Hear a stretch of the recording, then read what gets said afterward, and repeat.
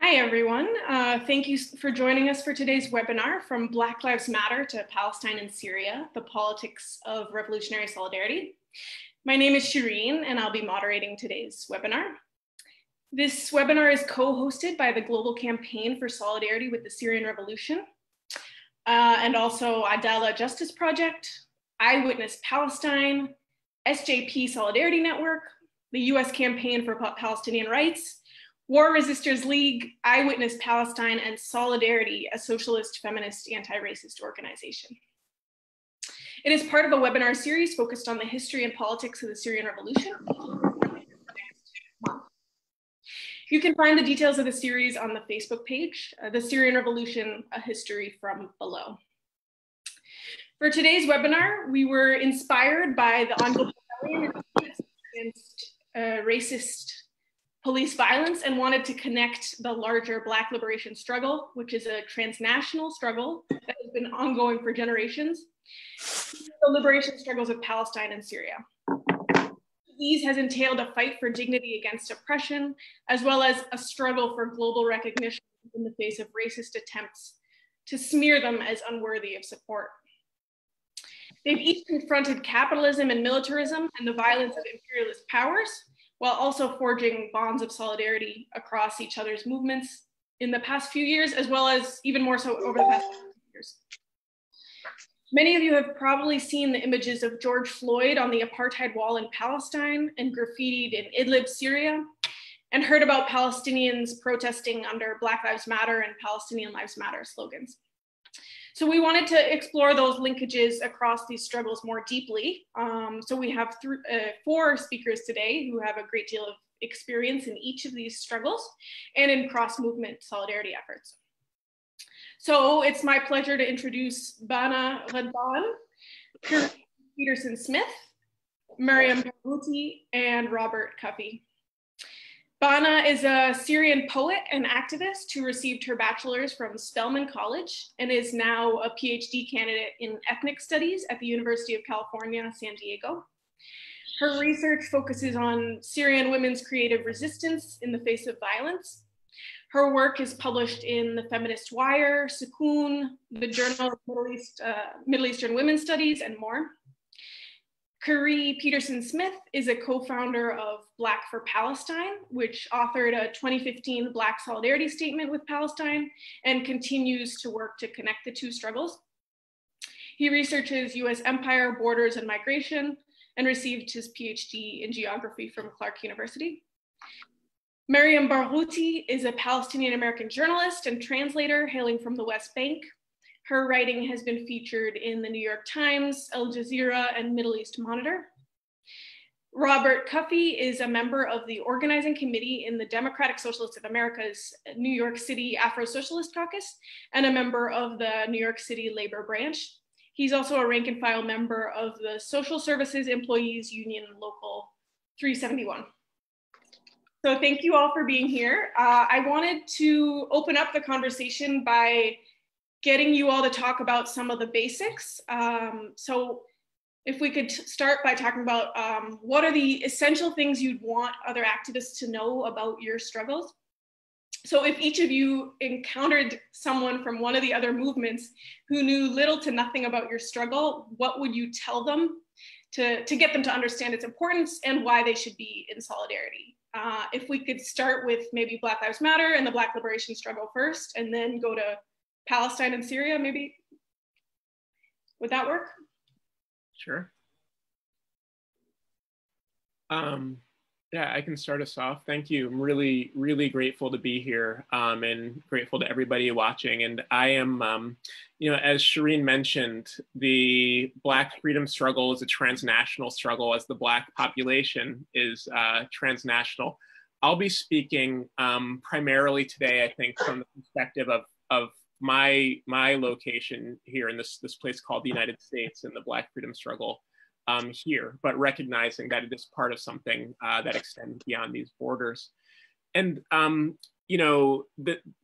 appreciate the question. It's a big question, and I'll say that a few things. The first is that because I'm not sure I'm not sure the extent to which this is understood around the world. I think people know that the United States was founded through the dispossession and really war against the indigenous population, as well as the enslavement of Africans.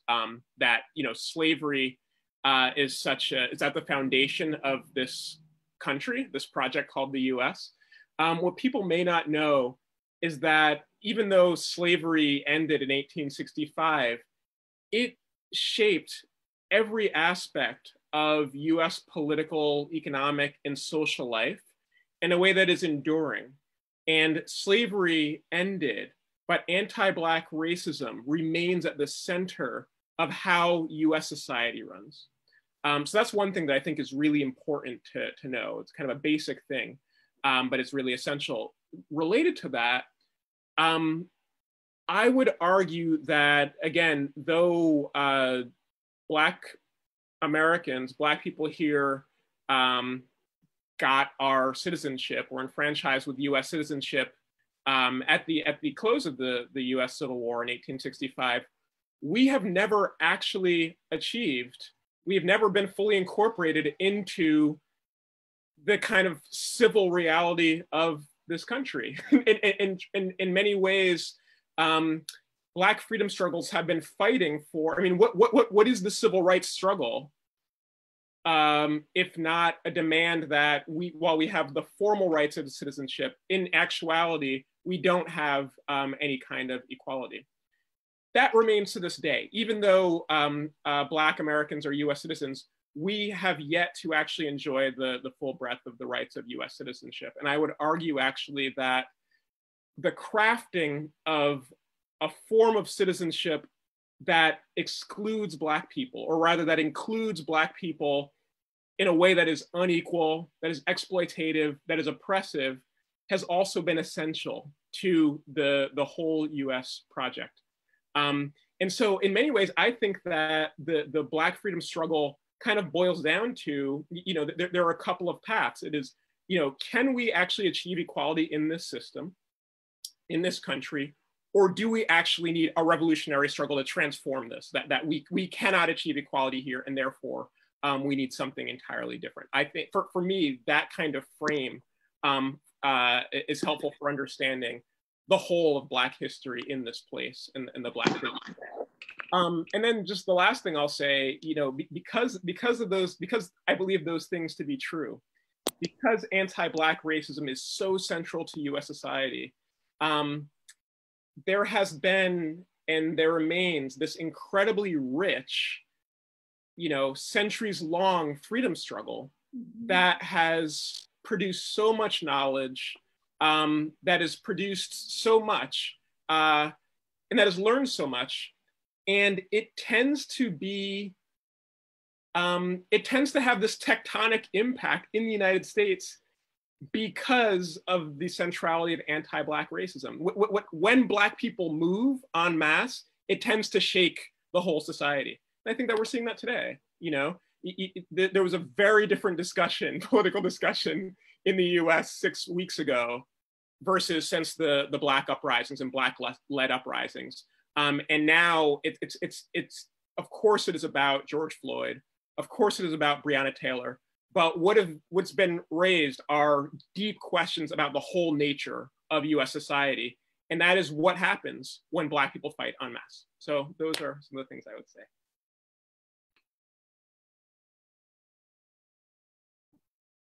Awesome. Do we want to turn to Palestine, or Robert, if you want to add more to that?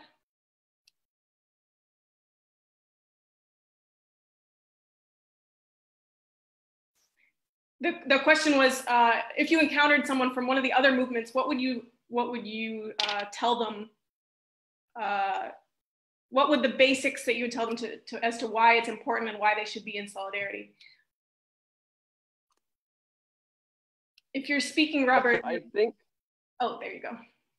Yeah, I'm sorry about that. So, I would go along the path of what Corey was saying, right? That the Black struggle is a struggle that is not hemmed in by any borders, because one of the things that happened in the transformation and the building of capitalism is that they had to find a justification for the transatlantic trade in African slaves, right? So the transatlantic slave trade, if you go back to an analyst like Eric Williams from Trinidad, who wrote Capital and Slavery, he talked about, for example, how in the need to fulfill labor on the plantations in the Caribbean, and this is me speaking from my own Caribbean and Guyanese background, that the plantation owners searched far and wide, right?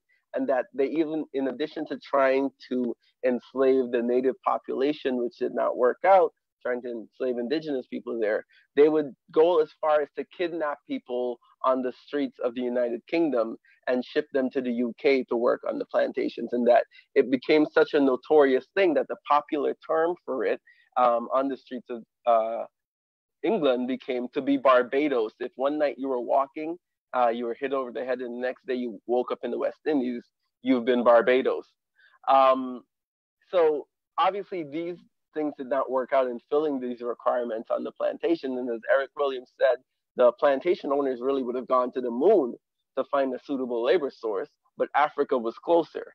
And as they chose Africa, then there became a need to justify this by building up this ideological structure of anti-Black racism. And we know that this structure has been built up in such a way that it doesn't just exist in the ideological superstructure, but it exists as a material fact in people's lives.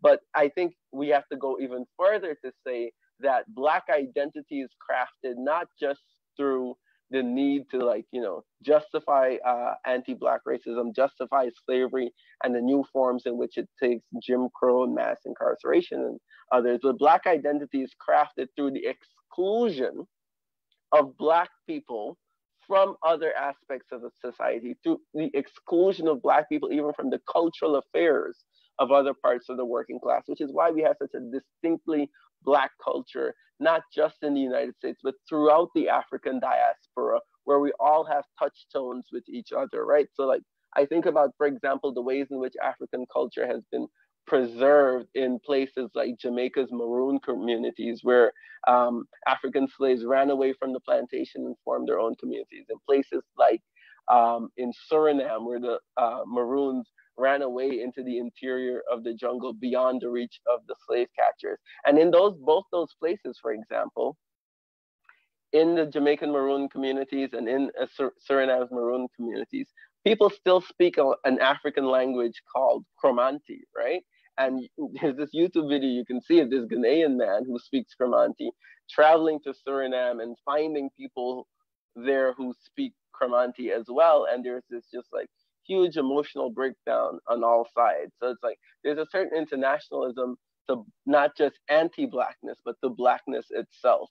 And I think if someone was to ask me from one of these struggles about Blackness, I would say, look in your own communities, right? Because there are Afro-Palestinians, and there's a lot of Black people in the Middle East, North African region, and there's a lot of racism even within the liberatory spaces within these societies. So I would say look there primarily to see the ways in which this international Black struggle has resonance within what you do, and the historical ways in which it has both had successes and failures, right? So I think if you think about Ethiopia, for example, I think Ethiopia is a great example of the way in which Pan-Africanism was both birthed and seen as a divergence from the official communist movement, because one of the things that happened is that when the Ethiopian fascists threatened to invade Ethiopia, the global communist movement at the time being led by Joseph Stalin had just entered into a pact with the Axis powers, with the Hitlers and the Mussolinis and so on. So they didn't rise up, they didn't put in their press that it's shameful that this proud country, which had never been officially colonized, was being invaded. And it led to the expulsion, not the expulsion, but it led to the resignation of figures like George Padmore, who's a Black man from Trinidad, who had moved to the United Kingdom, who had moved to Britain, and then eventually the United States, and became a representative of the Communist International and their struggles for Black liberation. And over this refusal to defend Ethiopia, he quits, and one of the things he does is he meets up with his school friend from Trinidad named C.L.R. James in England, and they form something called the Pan-Africanist movement, right? And if you look at the congresses of the Pan-African movement that existed long and deep into the 20th century, you see the ways in which this movement is not just a celebration of Black life and not just a way in which to analyze and fight for the Black struggle, but it's a way in which people are kind of necessarily forced together, because whatever the official communists are and whoever the official mass movements are have not maintained spaces for them. So if you ask me about my struggle, I say, look at your own. It's there. That's really powerful. Miriam, do you want to take up the question? Yeah. So the thing about the Palestinian struggle and solidarity is that it's often mistaken as a struggle against the occupation, right? Because the narrative of the occupation seems to dominate in the media, because it's so controversial to say it's a settler colonial reality, that Israel is a settler colonial state. So it's really important to emphasize that it is not a struggle against the occupation, that the occupation is one component out of a larger settler colonial struggle. And I would emphasize that in order to learn about Palestine, you also have to learn about the language that Palestinians use in terms of struggle, that it is a colonialism, that it is not a conflict. This is not a fight between two equal sides over territory. This is a settler colonial reality that has components of apartheid, that utilizes strategies such as ethnic cleansing, where it purposely physically displaces people from their homes and from their lands, where it tries to cleanse their entire existence on the land, even if it's on a cultural level, where you can't even utter the word Palestine. That's why Palestinians with Israeli citizenship are called Israeli Arabs. They're not called Palestinians. So it is that complete erasure in order to replace the native population to justify your own existence as a state. The US is a settler colonial state. That is something we also have to recognize and acknowledge. So when we want to draw links, we can also see that, especially with oppression, something that I like to emphasize and highlight is that as a Palestinian, I'm not just confronting and challenging and fighting Israel. I'm confronting and challenging and fighting these oppressive systems that are thousands of years old. Before the state of Israel, we had the British Mandate here, which was also preserving its empire. That was also colonialism. And before that, we had the Ottoman Empire. That was also a form of a colonialism, whether we like to admit it or not, because that is also, again, controversial in the Arab world to highlight these dynamics. So when I want to speak to other activists about the Palestinian struggle, I like to emphasize what it is and what it entails to Palestinians, because especially in solidarity, there's this misconceptualization that if I understand, let's say, the Syrian struggle, and I'm using the Syrian struggle because it is so close to home, I still can't dictate to Syrians how they should fight. I can't tell them to define what they need and what their demands is, or what their dynamics are, what the reality of their oppression is. I take the notes, I take the knowledge from Syrians. And that's something that's really important, is to recognize that Palestinians, as people confronting this very powerful regime, have their voice taken from them multifold, from Israel on one end, from the international community on the other.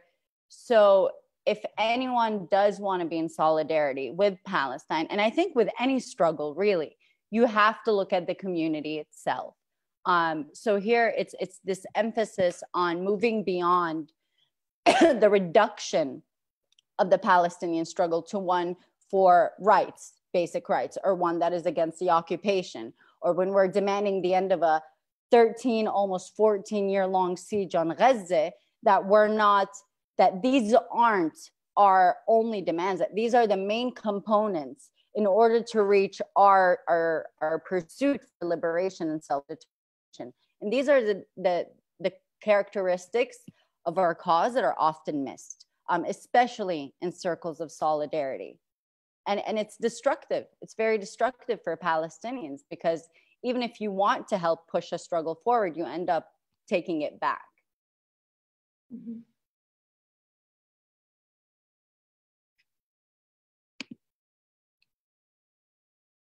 Dana, do you want to go ahead?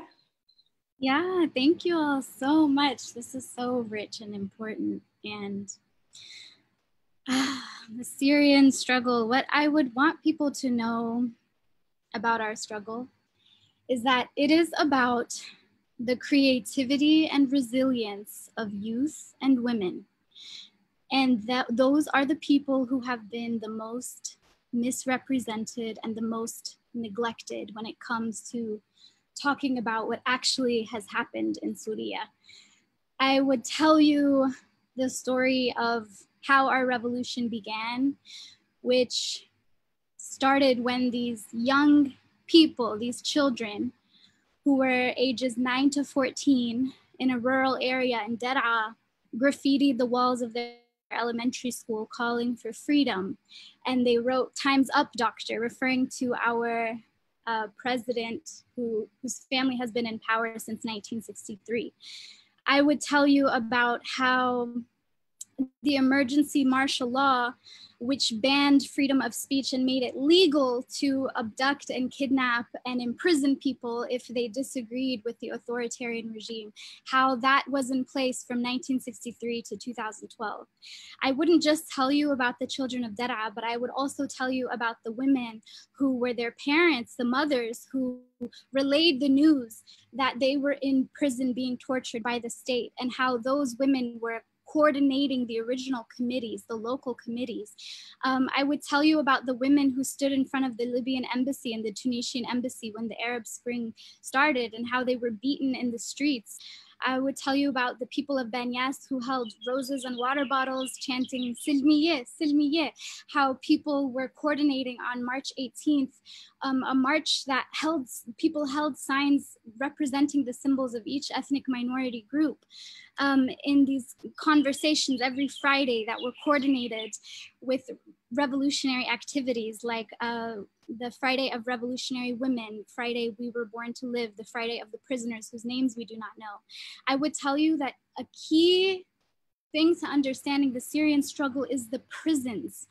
I would tell you that one day, you know, when my dad came home from school, 6 of his family members were abducted, and that between 1978 and 1982, between 280,000 and 300,000 Syrian youth were kidnapped and taken into prisons, and how my family went in the streets looking for them every day, saying their names, and how some of them returned and they had been tortured as children, and other ones are still disappeared. And that this is just a common story among millions of Syrian stories of people who have creatively resisted an authoritarian regime. And it begins with Palestine, actually, because, you know, my father's family are rural fallah, which means peasant, farming, working people. My mom's family are urban Damascene and also middle-class Aleppo, Algerian immigrants as well. There's a mixture of those things there.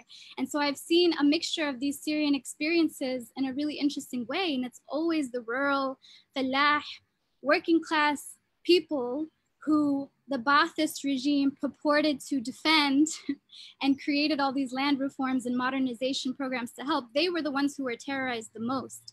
I would tell you about the Syrian Revolution, and I wonder if I can share my screen really quickly. I would tell you about, not sure if that is visible. I would tell you how in the world media, this obsession and hyper-focus has been on ISIS. And can you all see my screen? Okay. Yeah. when you look at the actual statistics of who's killing civilians in Syria, which ISIS is brutal and horrific, and I've met people firsthand who've experienced some disgusting, horrific kinds of violence, especially sexual violence at the hands of ISIS, which, yeah, but the entire way Syria is framed is through Islamophobia. Because this threat of ISIS became the world's focus rather than this secular, Western educated, you know, white looking dictator who is this good guy in the eyes of the rest of the world, when he was committing 96% with Russian allied forces and Iranian allied forces of the brutality. And yet Syrian women continue to resist. This is like a still from Freedom Days, which was a civil disobedience, nonviolence collective, showing the myriad of ways that gendered resistance happened, whether it was through the prison system, documentation on social media, rallies in the streets, creating spaces and centers where children could play, making the banners. This is a Syria nonviolence crowd map of all of the different kinds of civil disobedience creative campaigns that happened in 2011 and just blossomed. The local councils, the Salamieh Women's Coordination Committee, the Revolutionary Women of Tel, and the girls with the green ribbons who would mural their post office with the names of the prisoners who were abducted. That's in my hometown. There were just so many. The Mazaya Center in Daraya, the Women Guardians. This is in my hometown, the Stop the Killing movement, where they would do theater of the oppressed and act out scenes of oppression on the streets and do these public art kind of installations to creatively resist the state.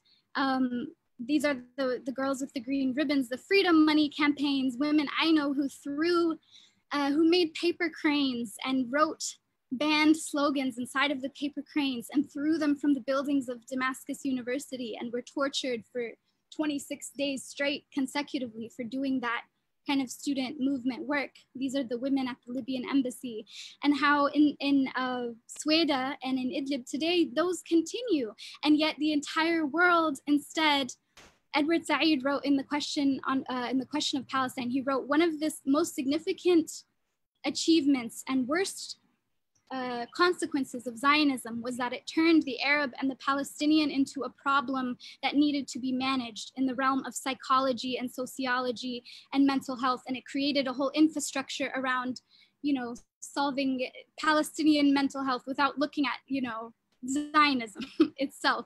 And so a similar thing has happened where the focus has been on refugees, which is important, but not on the forces that have displaced them, and not on the brilliant creativity of the women who remain inside, who are like Jannah, this group in Raqqa, who created revolution crafts in order to fundraise money to rehabilitate the local high school and create a shelter out of the high school, who have literally created freedom schools when the schools are under siege and the children can't go, and they meet in basements and do that work, who continue to do this kind of creative work. And I'll talk more about that in a little bit. But one last thing I want to say about the Syrian struggle is that there was a way in which we were told before it even began that our revolution failed.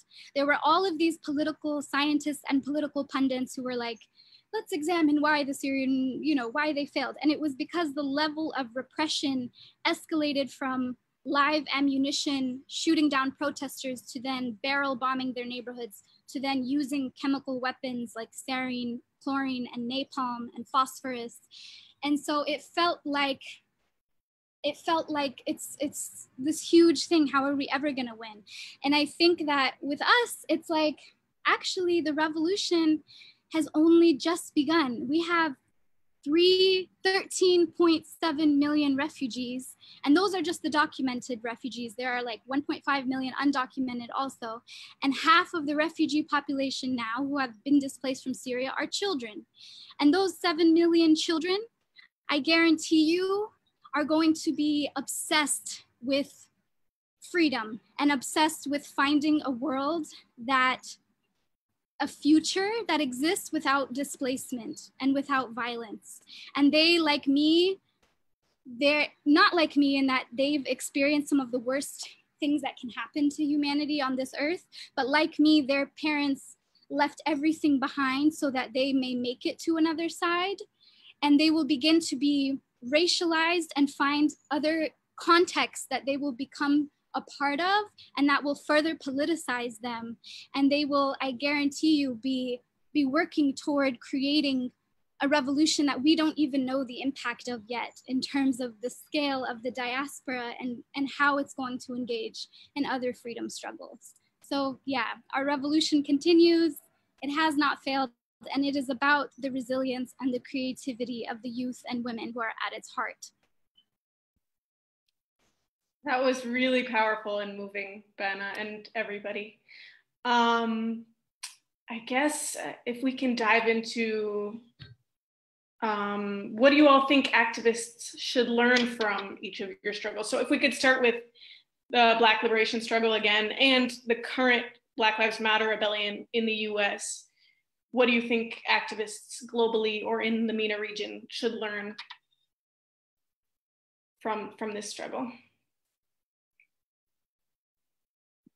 Maybe it can go back to Korean Robert. Yeah, do you want to go first, Robert? Or? Cool. Okay. Yeah, I mean, of course, I think that there's tons to learn, and I think this is a really exciting moment in that struggle. And I guess like two things come to mind, or maybe three things. The first is that like militancy on a mass scale is effective, you know? Like, I imagine there's some version of this all around the world, but, you know, like growing up in this country, you know, you always hear you want to go through the proper channels, don't rock the boat, do everything right. If you're having a rally, you need a permit, you know, all of this stuff. And what we're seeing is like this wave of rebellion is the most militant wave in a long time, and it is impactful. It's not only have we achieved so much in terms of all kinds of schools where there have been police, you know, people, again, many people I talk to from outside the US are shocked to know that police are in schools here. You know, not only do school districts have their own police departments, but the city police actually have officers in their schools. When I was in high school, it was retired police officers who were the hall monitors who used the same tactics as when they were cops, you know, in the school. So anyway, school districts are getting the cops out of schools. Universities that have cops on campus are getting them out of the campuses. There are in a number of cities, including the city where I'm located in Boston, the city just passed a budget that actually reduces the funding for the police for next year's budget. That's happening all over the place. And so it is not the case that being very militant undermine those goals. It is, we have achieved those things precisely through militancy on a mass scale. And we're actually having, beyond those very practical and immediate things around ending contracts with the police, ending arrangements with the police, defunding the police, there are bigger conversations about whether or not we need the police at all unfolding in this country. And that's another thing that I would offer as something to be learned right now is there is, and I think especially in the US, there's always this narrowing of our horizons. You know, before this uprising, the big conversation on the US left and among progressives was, you know, why we all had to get in line behind Joe Biden as the Democratic nominee to defeat Trump. And it was, you know, there's that in and of itself, the question of supporting Biden, but behind that question was a kind of narrowing of our horizons and lowering of our expectations. And those horizons have been exploded in the past several weeks, and it is because of mass militancy. We're talking about abolishing the police. Everywhere we're having that conversation, in the New York Times, in mass meetings in Minneapolis, in mass meetings in New York, in Seattle. So I think that we are learning a lesson about rejecting the confines that are prescribed for us, really against us by those in power, and instead striking out on our own path. And when we do that, we can actually achieve something much greater. The last thing I want to say is I think there's a really important conversation happening here, being led by feminists in the movement, and about centering the experiences, the situations, and the leadership of Black women and Black queer folks and Black trans folks in particular. Of course, we need justice for George Floyd and Eric Garner and Michael Brown and our brothers who are murdered by the police and by white supremacists, and so on. Also, it is the case, we know that in this conversation about Black Lives Matter, attention tends to default to Black men, you know, at the exclusion of the experience of Black women.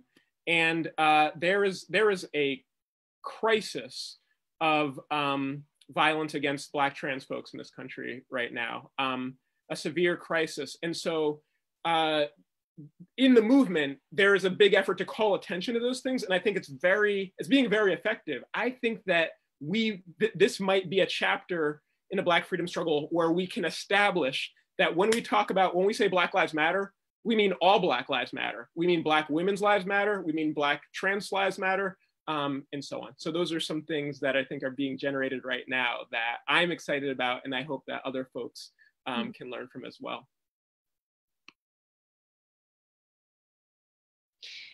Robert, but I don't mean to restrict it just to Korean Robert. If Miriam or Bana want to talk about what we can learn from the Black Lives Matter rebellion or Black liberation struggle, of course, feel free to jump in.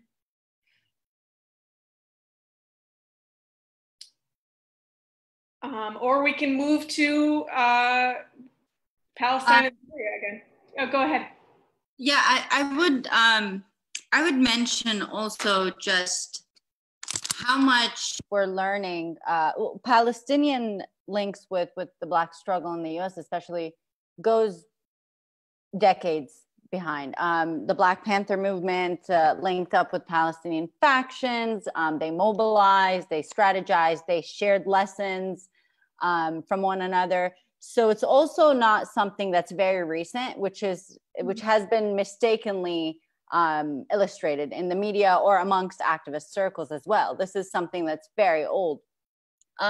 But it's also recognizing the importance that any struggle against oppression necessarily has to go back to the roots. So the highlighting of the US as a settler colonial state, the calling it out, the bravery of calling it out. There's no masking, there's no placing a disguise on everything that's happening, but there's also something that's empowering about the movement in that it highlights that resistance and rebellion is a process, and it will take different shapes and form at different points in history, but it is all a buildup on the past, and it is all based on a vision for the future. So it's this being able to imagine something completely different.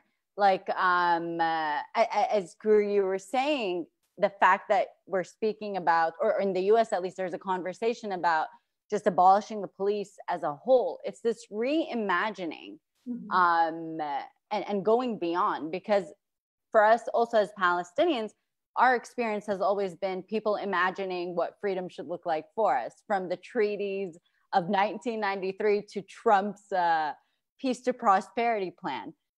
So we're learning also that even though there will be moments of quote unquote peace, and these are the moments where the oppression is just concealed and it's not shown. It doesn't mean it's not happening. It's just not affecting the white supremacy of the US, for instance.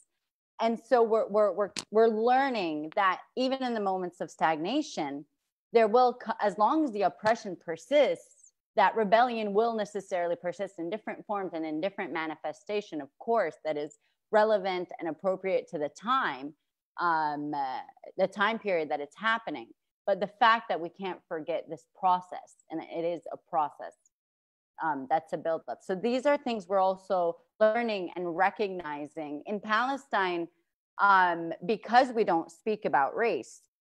It's not really a conversation that we have here. The younger generations being exposed to these dynamics. And what we're learning isn't just about confrontation, we're learning how to also avoid mimicking these racial oppressive strategies and dynamics in our own world by holding ourselves accountable. So it's learning also about self-accountability. And I think these are lessons we're constantly drawing, that the way we learn from one another is more complex than saying we feel empowered by this struggle. Right. So it's multi-layered. Absolutely. I don't know if Robert and Benna want to add more to that, or we can keep going. I mean, I could add just very quickly. I think one of the things I've seen from this uprising against police terror in the United States is that it shows in many ways the bankruptcy of the system we live under and its inability to grant us meaningful reform and change. So in New York City, for example, what we also raised the demand to defund the police, and the floor of that demand we saw is defunding the police by at least $1 billion, because the NYPD's budget, New York City Police Department's budget alone is $6 billion, right? And this budget is more than the budget of some struggling countries, is more than the budget of some states and municipalities within the United States. And we said defund the police, and people put ourselves on the line for this demand. I'm wearing a cap because at the defund the police march, a sling because at the defund the police march on June 29th, I was physically attacked by someone there who's very likely an undercover cop, right? Like, people have been losing sleep, not been eating, because they're putting their lives on the line. And as Corey pointed out, it's primarily women of color who have been putting themselves on the line. It's women of color who started the Black Lives Matter movement. And with pouring her all into this, what they did was not defund the police, but redistribute austerity. They gave us a budget that portends a cut to 22,000 public sector jobs, 2,800 adjunct professors within the city university system, and one that just moves the cops in the schools from being managed by the police department to being managed by the Department of Education. And I think if, as Black people, we go about in a militant struggle and to use less refined language and Corey, but we burn shit down and fuck shit up to the point that we're able to change national consciousness on issues of the police, but materially in our lives, we can't see a meaningful change, then it goes to show the system we live under, which of course you must give its proper name, capitalism, the system that prioritizes profit and property over people's needs and human lives and Black lives especially, has nothing to offer us. Because at least in the past, when we burned shit down and fucked shit up, we got access to public sector jobs. I work as a child protective specialist supervisor, and this is an opening and a line of work that were opened up to people like myself, like Black immigrants, after the civil rights movement and the Black Power movement erupted and demanded equal rights. But this time around, in what is arguably the largest protest movement in US history, we're being given crumbs. We're being given symbolic gestures. And what we really want is material gains in our lives. And I think the lesson is that we can no longer rely on other people to give us freedom as a gift, to paraphrase Walter Rodney, that any freedom we want, we have to take for ourselves. And I think the linkage with that, to me, to the Syrian Revolution is always that the Syrian Revolution was a revolution by and for the Syrian people. And there's conspiracies that there's all kinds of foreign actors who facilitated the Syrian Revolution. But if you listen to the story, right, of these school children who spray painted graffiti on a building, were disappeared, locked up, and tortured for it as a result, and their relatives, instead of being cowed by it, right, instead of staying in their homes and being fearful, actually held funerals for them that turned into protests and celebrations of their lives, and that this kicked off and nationwide, and eventually was part of a regional uprising against authoritarianism, then we have to take inspiration from that and say that we ourselves have it within us, regular working class people, whoever your neighbor may be, to change the world. Should we look past these artificial divisions being placed upon us between race, gender, nationality, and all these things? And you do it by following the lead of the most oppressed people who have nothing to lose, who have no illusions that this system has anything in it for them. Follow their lead, like this is what Corey's saying, follow the Black leadership. But again, some of the Black leadership would mislead the movement. Let's be clear, the Congressional Black Caucus is the ones who are responsible for that ridiculous stunt where Nancy Pelosi and others were kneeling in kente cloth scarves. So follow the militant leadership of those challenging the system and not addressing and taking from the status quo what the limitations are for good and bad protests. And the people who are saying this system has got to go, when people say government and opposition, they must all go, that's the lead we have to take on. Yeah, absolutely. Maybe we can turn a little bit to lessons from Palestine and Syria. I think today, as you guys have been bringing up, the question of the global is returning. So we've seen that, in the way that the current Black Lives Matter uprising has resonated so much globally, but also in the past year, the uprisings from Chile to Sudan to France that are connecting issues, as you said, going to the root, Miriam, racism and capitalism. But for the past couple decades, I would say in the US, since 9/11 really, it's been difficult to talk about things like anti-imperialism, Islamophobia becoming normalized, anti-Muslim racism basically, and the massive role of various imperialist powers and the need for a lot stronger global solidarity efforts that can push back against that. So I think that's part of the reason why we should highlight the cases like Palestine and Syria. So again, I'm posing the same question here. What should activists learn from Palestine and Syria's liberation struggles in that vein? And open to anybody. If it's okay, could I answer this and also the next question, which is about the lineages, because it's interesting. So, okay. I think we have a lot we need to learn from the Black liberation struggle, and that nothing can really compare to the transatlantic kidnapping and genocide and enslavement that happens of West African peoples and in the Americas, and how it created a global system that cuts across every single culture of anti-Blackness. And so one thing that we've been talking about, and like it's ongoing, but we're making videos around and doing activism and things like that, is around the realities of Syrian anti-Blackness also. And that part of our own revolution was fighting the oppressive forces inside of us, including patriarchy, including classism, and a big part of like what we take for granted as cultural norms are rooted in anti-Blackness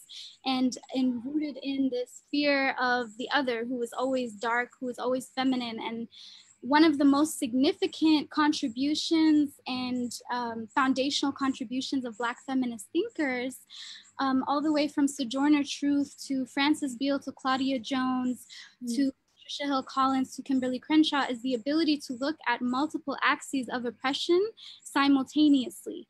And that was revolutionary for me when I came to Spelman, a historically Black women's college, in 2011, and the Syrian Revolution was starting, and I was on the border of Syria, and I was seeing these revolutionary activities and all these things going on, and we almost got kidnapped, and we were wanted for ransom, and we had to flee, and all these things.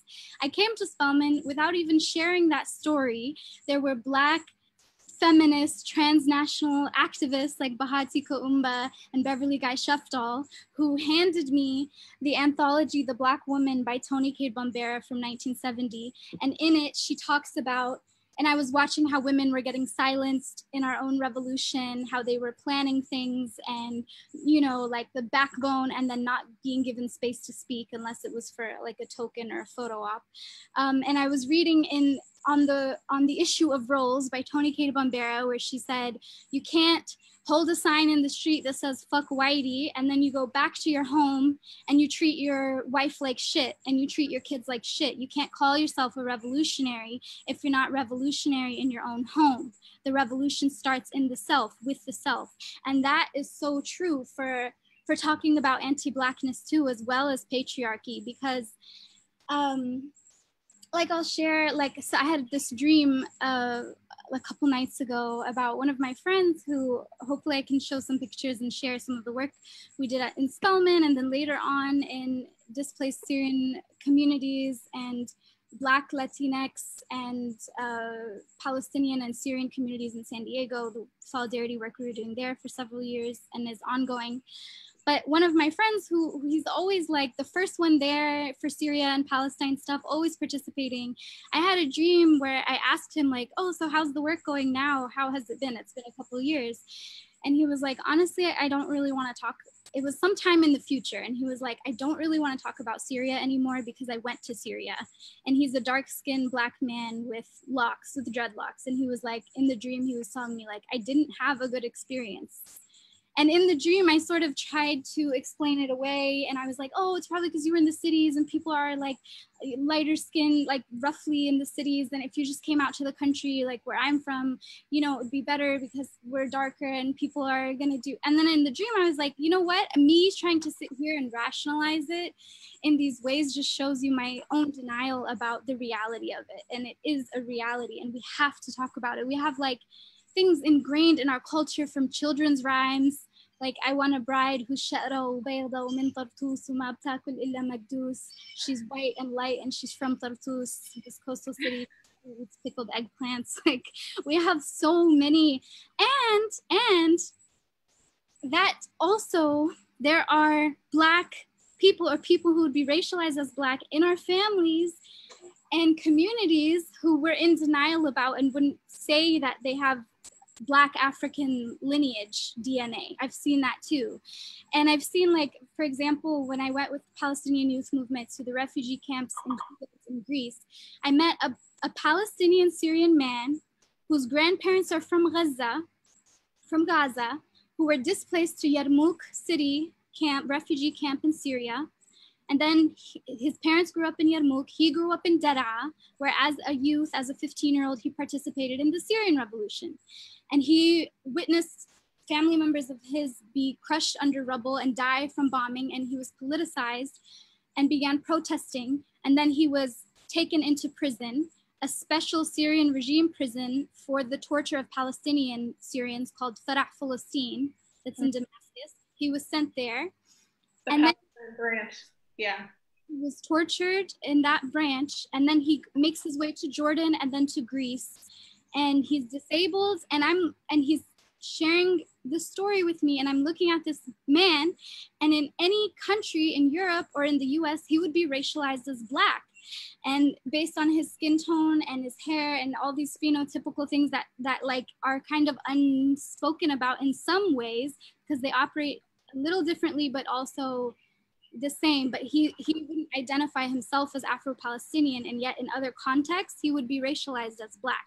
So you have people who are at the intersections of all three of these struggles. You have Black Iraqis, Black Palestinians, and they are the ones who we should also be in our own communities and revolutionary struggles, like not exclude and say Syrian Black solidarity as if there's not Black Syrians or as if there's not Black Palestinians also who are experiencing the intersection of all those things.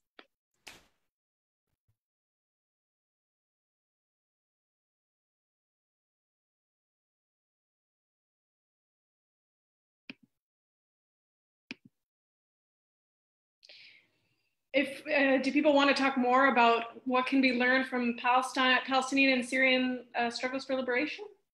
Yeah. So I think a lot of lessons we draw from our own struggles seem to carry many parallels. And I think that's just because the strategy of oppressors, they build on each other, they support each other.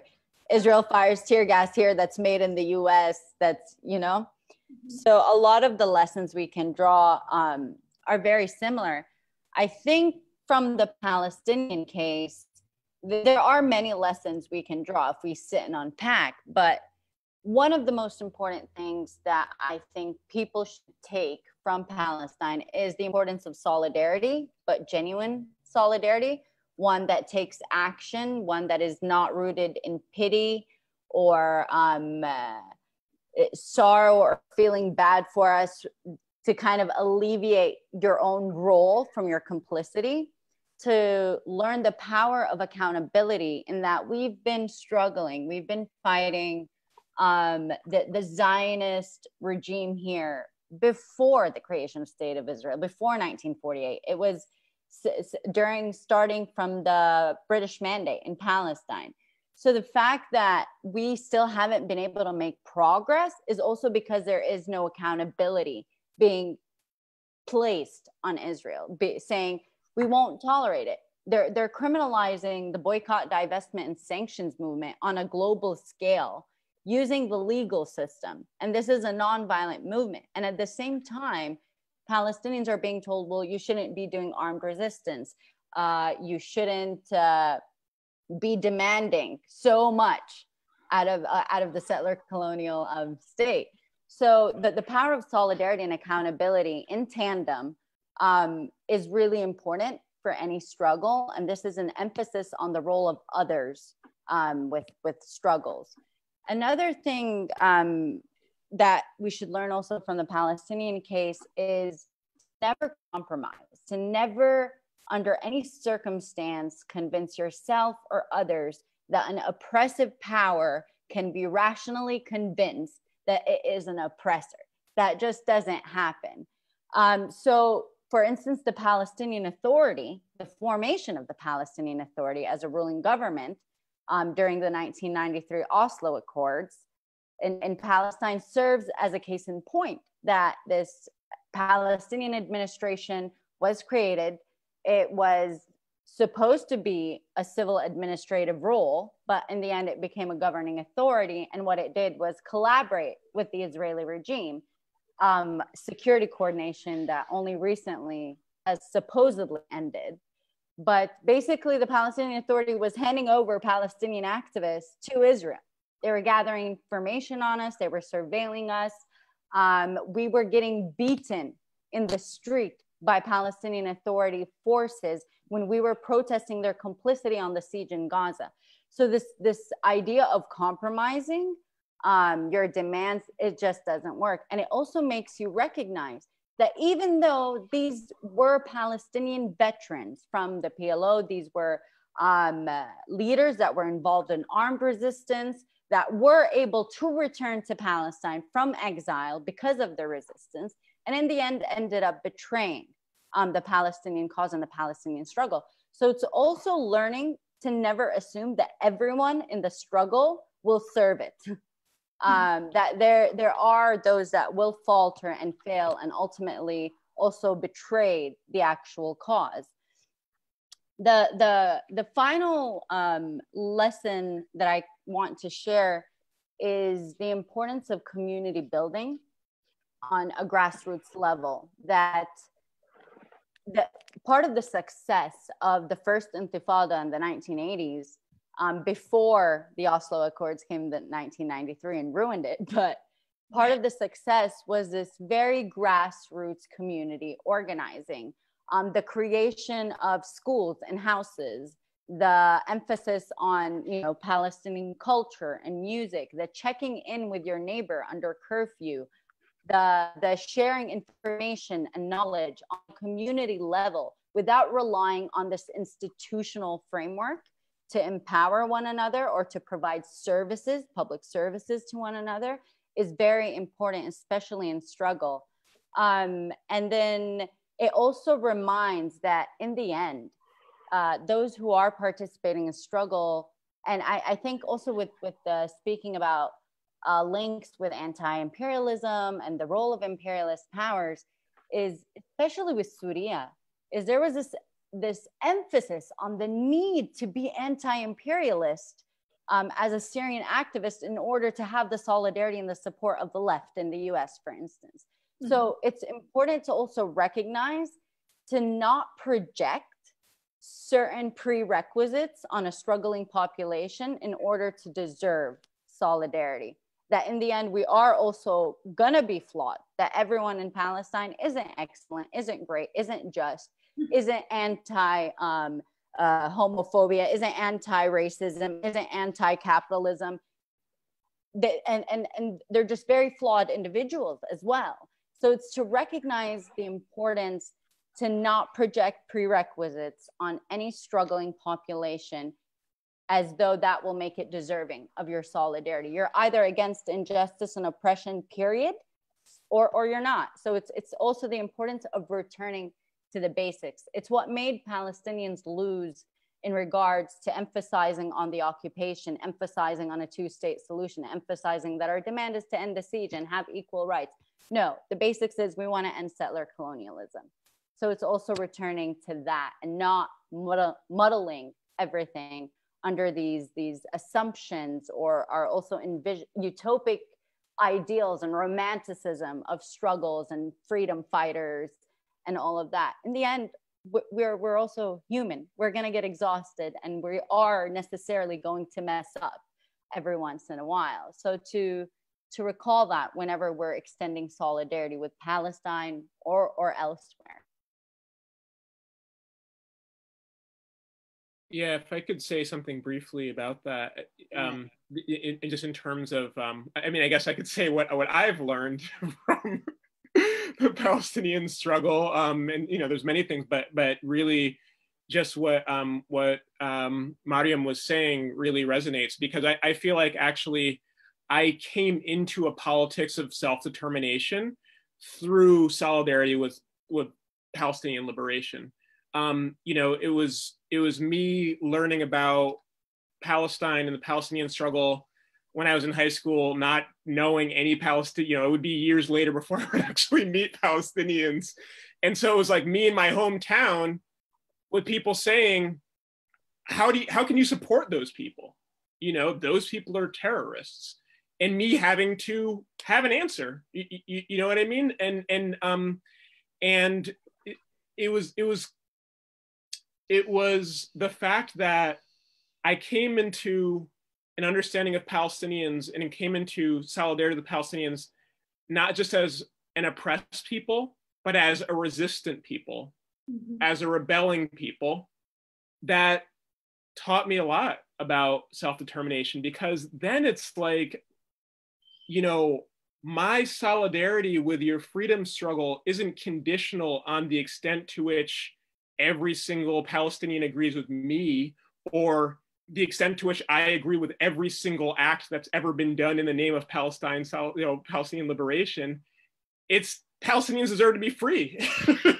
That's why we support Palestinian freedom. That's the starting point. And I'm very grateful, honestly, for that orientation, because it became the foundation of my whole politics of self-determination.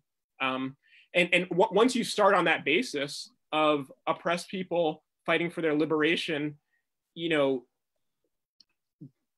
it's their right to determine everything about that, and understanding the complexity of the processes of liberation. Then once you can accept that and go on that basis, then there's a whole universe of things to learn. So I'm really grateful again for that orientation, because it not only oriented me in terms of a commitment to solidarity with the Palestinian freedom struggle, but to the liberation. It oriented my whole worldview, honestly. Yeah.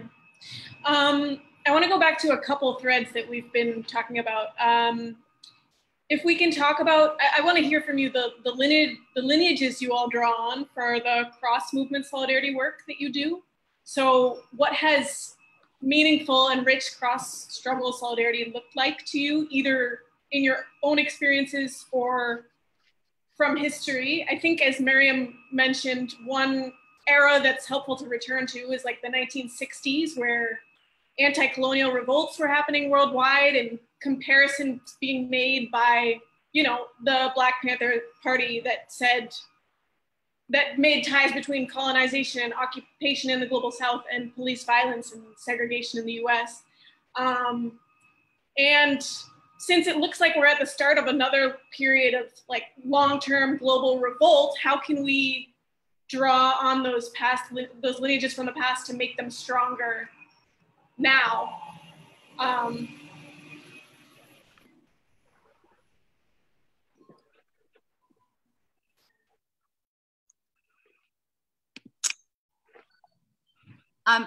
I think in terms of drawing on lineages and building on them is to highlight the gaps and where we faltered in the past and to overcome them presently, but that also necessitates an awareness and drawing lessons from our own history and learning that. Many Palestinians don't know about the links between the Black struggle or the Black Panthers in the 60s and Palestinians. We don't know that. I think it's very similar in the US where, again, people think these are recent phenomena. And it's in terms of drawing and building on these lineages and connections. For instance, for me, different writers on Black identity in the States helped me find the language about settler colonial reality, about what it means to have a system of oppression, right? It kind of unpacks how these institutions work in tandem together, from the law to the culture to the geography and how they space you out, to the way you speak, to things like stigma, to things like an inferiority complex. It gave me the language to be able to navigate my struggle better. And we also have to keep in mind that there are struggles around the world that have so much more experience in confrontation and have also been able to develop and learn more in terms of tools. So a lot of the tools that are being utilized now in terms of mobilization or sharing information, disseminating, it wasn't used by Palestinians until recently. So it's also important to draw lessons on methods of confrontation as well, because if certain opportunities were available here but weren't in Palestine, we can take it and apply it if we listen to one another in our experiences. So that's also one way of looking at it. And of course, to be brave and confront our own selves and our own communities. So for instance, if I want to build on any solidarity efforts in the US right now, I need to challenge my own community in terms of its racism. It's not enough to say I'm in solidarity with you. It means working in our own communities and applying it in our own communities as well, not just calling out oppressors, but calling in one another. Yeah. Oh, sorry, go ahead. No, go ahead, comrade. I was gonna mention this, like Chela Sandoval's methodology of the oppressed. She writes about the strategies that US third world women, Black and brown women created this methodology of the oppressed. And I really like that language and she said it was where survival against all odds and the creativity of revolt against domination take place. And when I think about Syria, and I think about, it was no coincidence that I came into this space with Black transnational feminist elders who were rooted in a long history of Black feminist solidarity with women in Vietnam, like Toni Cade Bambara writing a novel about US imperialism in Vietnam, or Alice Walker and Palestine. And when we started our SJP at Spelman, some of our elders invited Alice Walker and Angela Davis, and they got to talk to us, and they were rooted in a very long history. It's like what Audre Lorde said when she said, there's a timbre of voice that comes from not being heard and knowing you are not being heard, which is noticed by others who are not being heard for the same reason. So it's about, to me, like moving, our liberation is like so intertwined, and moving from these reciprocal, transactional, symbolic shows of solidarity to a more spirit level. And one of the most amazing, like in terms of giving language to things that I learned from Black feminist theory was, like Patricia Hill Collins wrote about the Eurocentric masculinist knowledge validation process, which meant that there was this criteria for what's considered real and knowable in European epistemological standards. It was all about going to these continents and conquering what is dark, what is savage, what is unknowable, so that you may like know this other. And it's like Audre Lorde said in Poetry is Not a Luxury, the white man said, I think, therefore I am. The Black mother said, I feel, therefore I can be free. It's like moving from a place where we think about and intellectualize and try to speak the language of our oppressors and try to prove to them that we're human in their language when they're really never gonna listen. And so many Syrians do that in our approach and try to appeal to them in that language, and they still aren't being heard, and they don't get that it's not working, because freedom is not something you can like think yourself into. You have to, it's a feeling, it's an embodiment, it's something you create, it's something you dance your way into and sing your way into. And when you talk about solidarity with people, it transforms you on a soul level.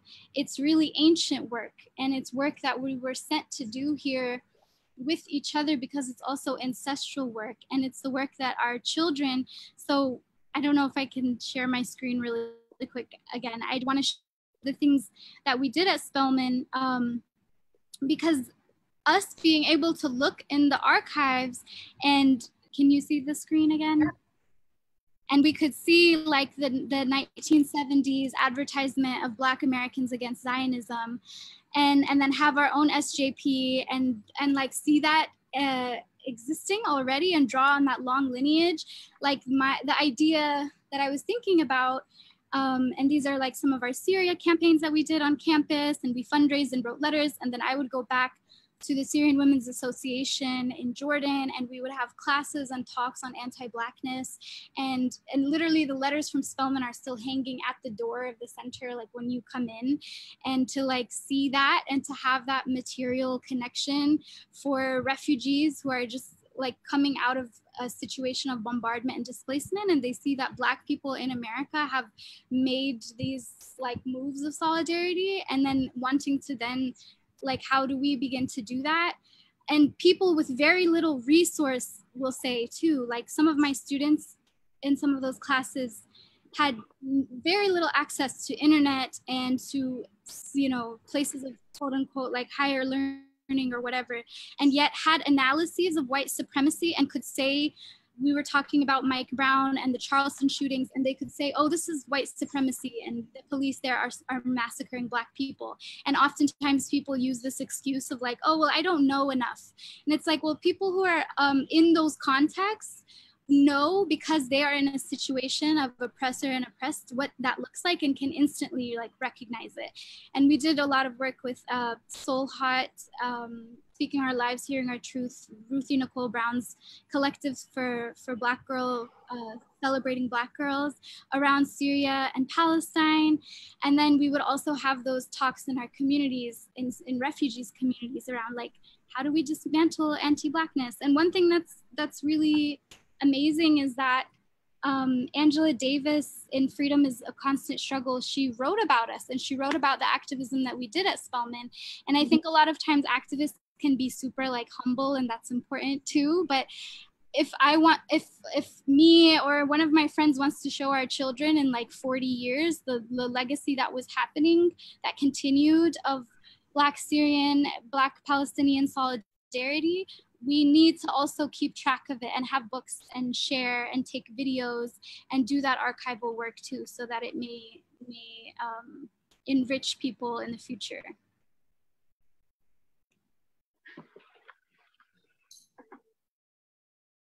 Cool. So if I can build on the reference to archival material, right? One of my many nerdy pastimes is to like find a lot of old socialist documents and upload them to the Marxist Internet Archive. And one of the people I've been most focused on in the last few years is the Guyanese revolutionary Walter Rodney, because we have this odd scenario in Guyana where even though Walter Rodney is by far the person who's written most about Guyanese history, his works are actually excluded from the public school curriculum. So not only do you not learn about his works, you don't learn about the person himself because of the threat he posed both to both wings of the government and the opposition. And I actually, as a result, as someone who came to the United States as an immigrant at 16, faced this odd scenario where when I was organizing on campus, some people came onto campus from like the Lyndon LaRouche people, those weirdos, and they were like trying to challenge us. And they say, you know, they found out I was from Guyana, and they said, well, brother, what do you think about Walter Rodney? And a 20-year-old me was like, Walter who? And it was this very embarrassing scenario that like Rodney is erased from Guyanese history. Recently, last year, they actually took his name off. Our national archives are actually called the Walter Rodney Archives, and they just erased his name from it. And in looking into someone like Rodney, you see the ways in which the struggle for justice and Black struggle especially is international. Like Rodney is a Guyanese person who studied in England, went to the University of the West Indies at Jamaica as well. He then ranged as far away as Tanzania, right, where he was part of the building of Ujamaa socialism under Julius Nyerere there. And Rodney then returned to Jamaica to teach. And I think the practice he developed there is something I would like to share with people. This is where Rodney developed what's called grounding, right? Because Rodney, as a professor at school, would be teaching about history, teaching about Black power. But when class was over at the University of West Indies, he would leave campus and go into Rastafarian communities, go into working class communities, go into what is called gully communities. So literally there were people living in ditches, right, with walls up on the other side of it, and sit down on the ground and reason with people and give them a very broken down version of what he was teaching in school to show the universality of the Black struggle, to say that Black power is not an intolerant thing, that Black power is love, Black power is ideology that tries to unite the divisions within the working class. And when Rodney left Jamaica in 1968 to attend the Black Writers Conference in Montreal, the Jamaican government was so scared of him that they banned him from coming back to the country.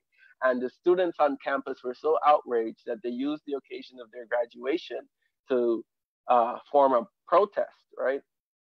And as they protested around the campus, people from the community who remembered Rodney as well joined into the protest and scared the hell out of the security forces. And the people from the community used tactics and strategies more akin to their lives, and they started to as well burn shit down and fuck shit up, and they brought out the security forces. And this is a movement that spread to the wider Caribbean. And Rodney would eventually go back to Tanzania and eventually return to Guyana, where he was assassinated. But to me, the example of his life is that our struggle, the struggle for liberation of the working class and for racialized people, for people who have been victims of colonization and live under the thumb of imperialism, that our struggle really and truly knows no borders, right? And that a lot of work goes into keeping these struggles separated. A lot of work goes into seeing people who are not us as the other, as an enemy. And every time and every opportunity you have a chance to stand up against that and say that, no, that person is my brother or sister, my sibling in struggle, you should use it, whether it's on an individual basis, within organizations, wider coalitions, or if you're doing international solidarity. And I would end with the last lesson I see from Rodney's life is that not everyone who says they're a liberator, right, should be taken at their word. Rodney was killed in a country where the government said it was socialist and anti-imperialist. Rodney would point out, for example, that even though people like Jomo Kenyatta were widely known as freedom fighters in places like Kenya, when they themselves assumed state power, they would say things like African, and I'm an African, as a way to mask the fact that they too were engaged in the process of capital accumulation, that they too were engaged in the process of oppressing and repressing the struggles of people of the same skin color of them. So I think there needs to be a thoroughgoing ideology that says we have to link our historical struggles to what is going on presently. And if we really want to build a future, we must investigate thoroughly and critically everyone who comes to the fore and says, I'm your leader. Wow, yeah. Yeah, I think something we're seeing from the current Black Lives Matter rebellion is the confrontation with history. So, you know, people overthrowing statues worldwide, showing that the people we were taught since childhood who are supposed to be our heroes are actually colonizers, enslavers, etc. But our job is also, like, when we're confronting that history, we also are bringing to the fore people like Walter Rodney, people who have been erased by colonialism, by neoliberalism. Like, people don't know, in the 1960s, yes, we were living under colonialism and capitalism, but since then, a lot of people worldwide don't even know the history that was so present at that time. And I think you guys have really done a good job of bringing up some of those figures and that aspect of the challenge, I guess, that we're facing. Maybe we have time for one or two more questions. One thing I wanted to bring up is that each of these struggles has, something I mentioned in the beginning, each of these struggles has faced so much repression and also been demeaned, framed as unworthy, like, and faced a major struggle for recognition. So we've seen, you know, Palestine get onto the map thanks in large part to Students for Justice in Palestine, campaigns for solidarity in Palestine, globally. And now we've seen with this wave of the Black Lives Matter struggle that it's gained recognition and solidarity worldwide, which is new. But for Syria, it's still in that stage of, it has not gained that kind of recognition. I don't know if you want to talk a little bit about that for five minutes, maybe what's worked best to push back against this and mobilize for global solidarity, or other thoughts you have on that aspect.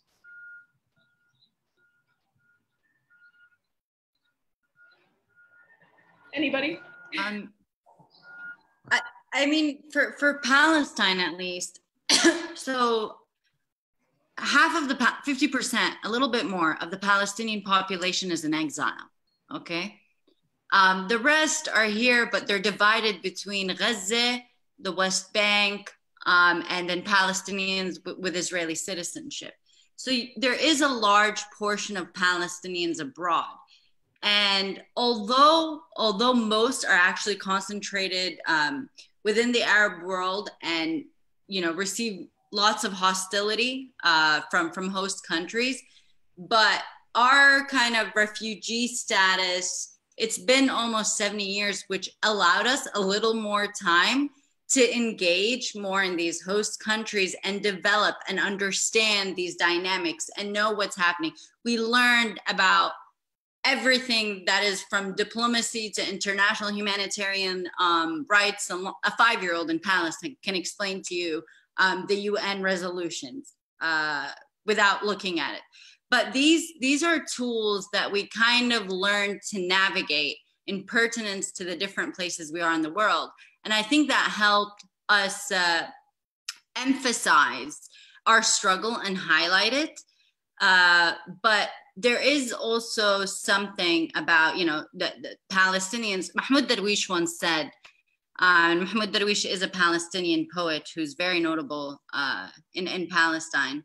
He said, we're very lucky to have Israel as our oppressor because it's a powerful regime in the global sphere. So every time Palestinians, you know, confront it or challenge it, it's going to hit the news, which also gives Palestinians an opportunity to start confronting that and moving towards and highlighting it and sharing it on a global level. I think it's very similar right now with the rebellions in the US that it is against a hegemon. It's against a very powerful regime. And it's also against this regime that has not only been oppressive on its own soil in terms of its white supremacy, it's been oppressive in so many different areas in the world as well. So these are dynamics that we also have to keep in mind that maybe gave us a little more leverage than other struggles in the world, which is maybe why we're not hearing more about the rebellions that are happening in Venezuela, in Chile, because of these, you know, the hegemon, the hierarchy of the global system as well.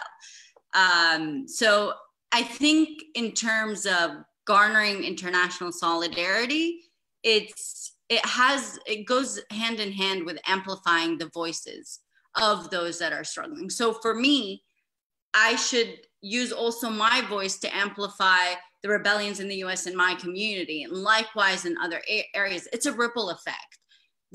It's for Syria, it's been, you know, 10 years right now, but if we can extend what we've learned, they don't have to suffer 70 years for them to kind of learn the lessons that we had to acquire about global dynamics. So it goes about the building and the lineages as well.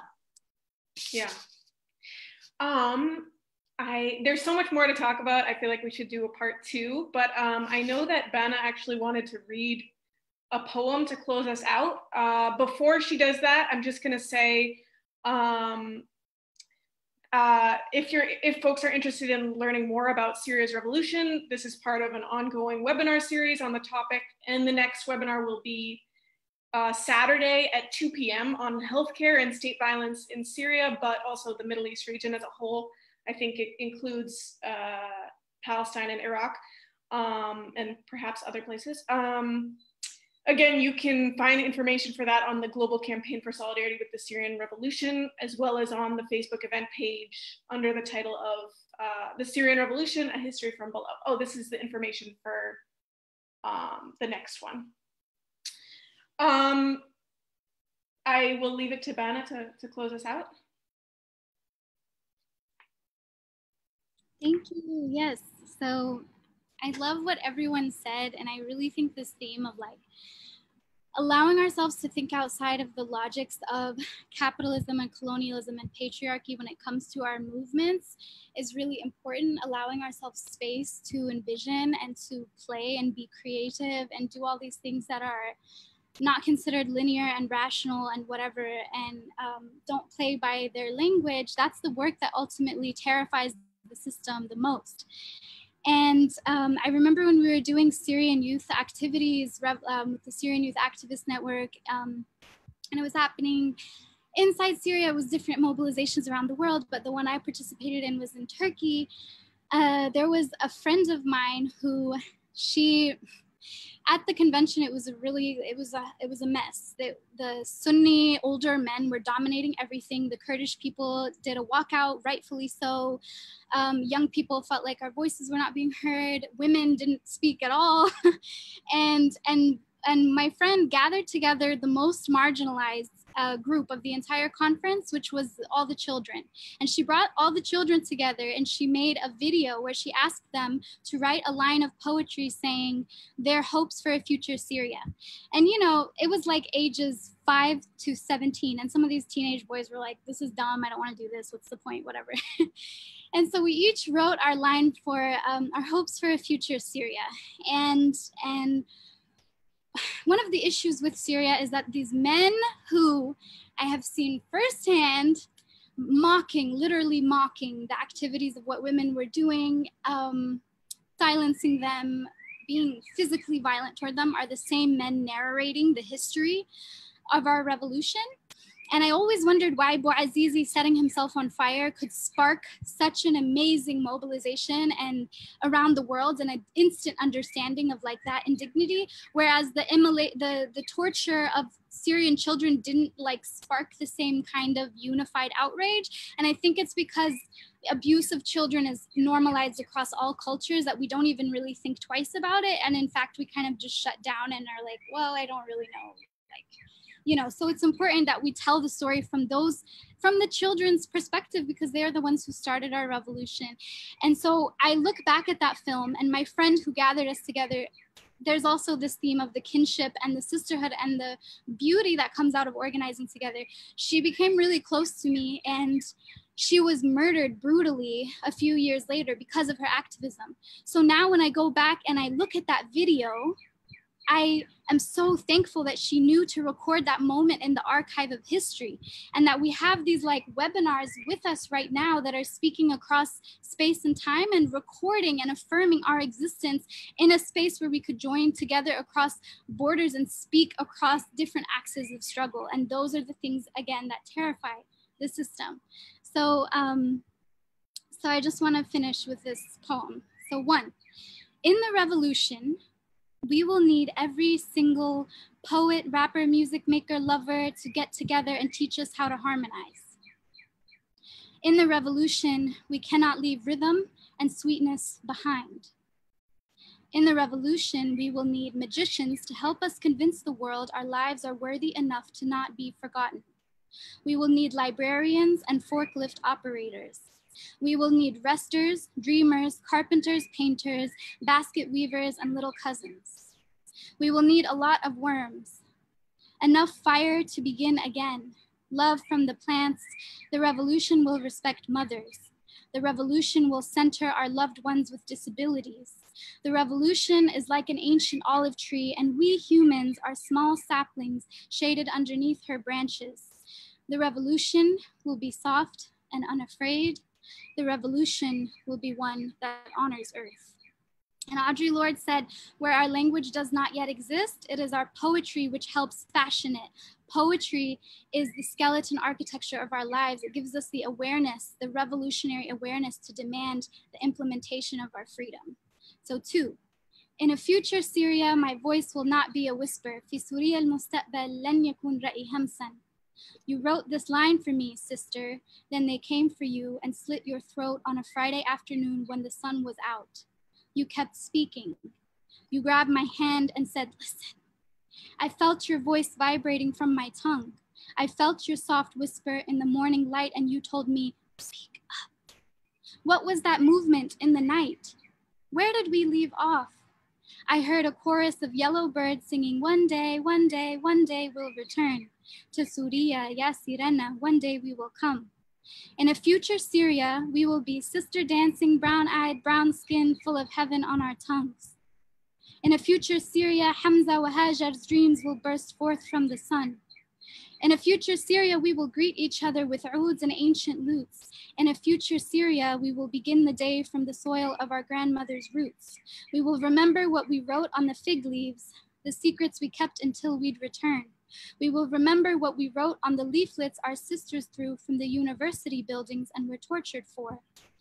We will not forget the children, and the top priority on the political agenda will be their laughter.